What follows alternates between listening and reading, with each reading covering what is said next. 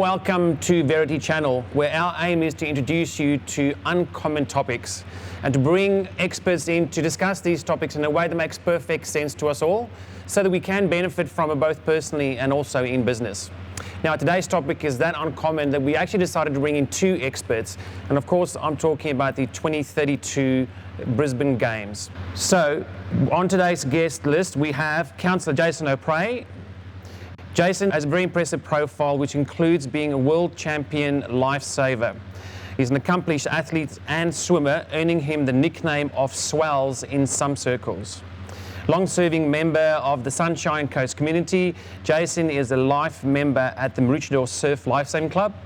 And in 2012, Jason was elected to the Sunshine Coast City Council, and since holding that position has a passion for sports, tourism and events that has paid huge dividends for the Sunshine Coast region. It includes the fact that he's the portfolio co-holder of the economy, which is the economic development, innovation, tourism and events and sport for the Sunshine Coast. He's a member of the major events advisory panel and also a board member and founder of the Sunshine Coast Events Board.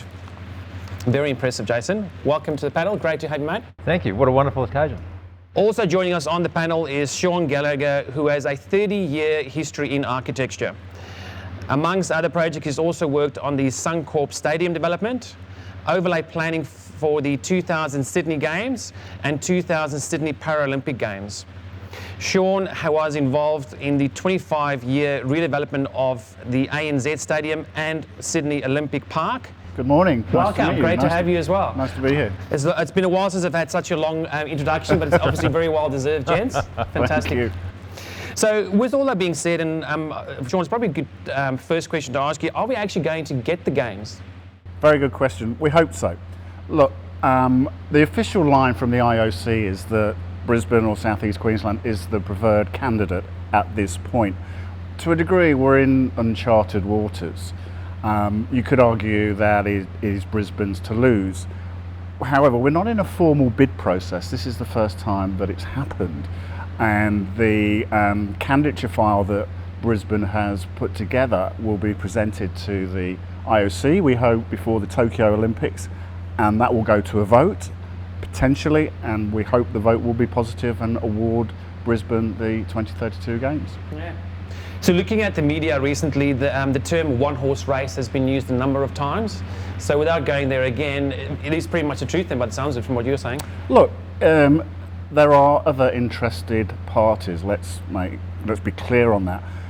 North and South Korea, for example, have suggested that they may like to host the Olympic, as well as China and Germany. So I don't think we can be complacent about this and just take it for granted that we're going to get the games. But look, things are looking very positive, I think.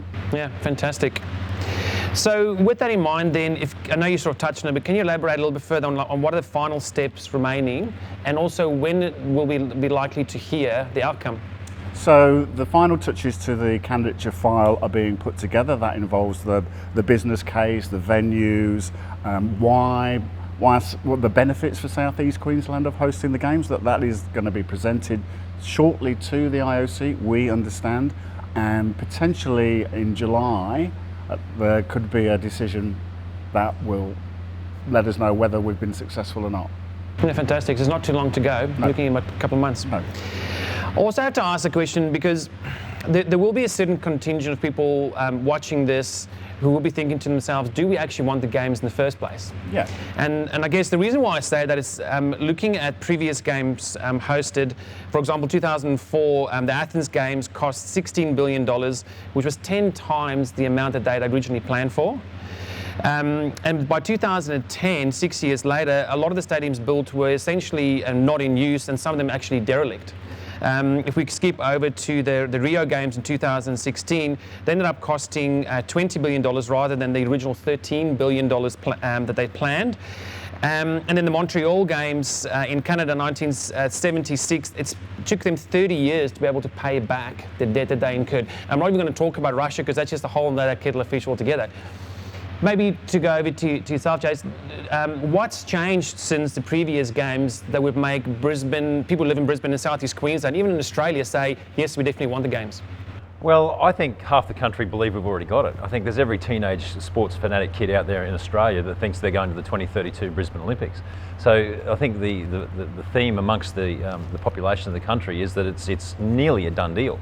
And I'm very confident that, if like the word was said, if it's Brisbane's to lose, I think that's a very real case in point. And I think Australians don't stuff things up. We do things really, really well, and we're on the World Show, and every single time we go on the World Show, Australia delivers hands down. And I think that'll be another case with the new norm of the Olympics. So the new norm of the Olympics, and you've talked about some really big numbers there about other Olympic Games, and some would call financial failures. But Australia won't go down that track, and I'm very confident that we'll be, again, I say the words new norm. So we'll be using the infrastructure that's already in place, particularly for a lot of the sports sites. You think about a lot of those indoor sports, fencing, weightlifting, gymnastics, swimming, all those sorts of things. Those major sports that are draw cards for people right around the world, the infrastructure is already in our southeast corner. So we won't have that significant bill at the end of the day to build that infrastructure.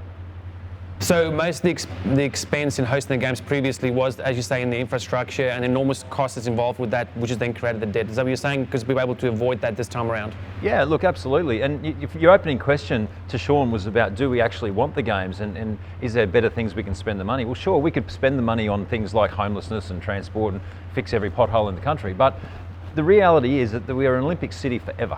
We're an Olympic city forever and a day, and that legacy that's going to stay there is significant. It's a lot of financial benefits to it, and it's a feather in a cap. Yeah.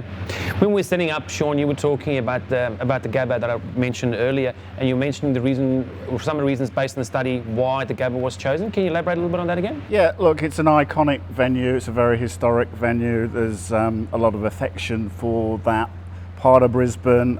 We've seen some great events there. Why I think it ticks some of the IOC boxes is we use this word legacy quite a lot. Jason's just mentioned it. It's a very important part of your bidding process. One of the benefits of the refurbishment or the rebuilding of the Gabba will be the benefits for non-Olympic sport, particularly cricket and AFL, both very, very much iconic Australian sports, and they will benefit from us hosting the games, and that's a great outcome, I think, for those sports and the community as a whole.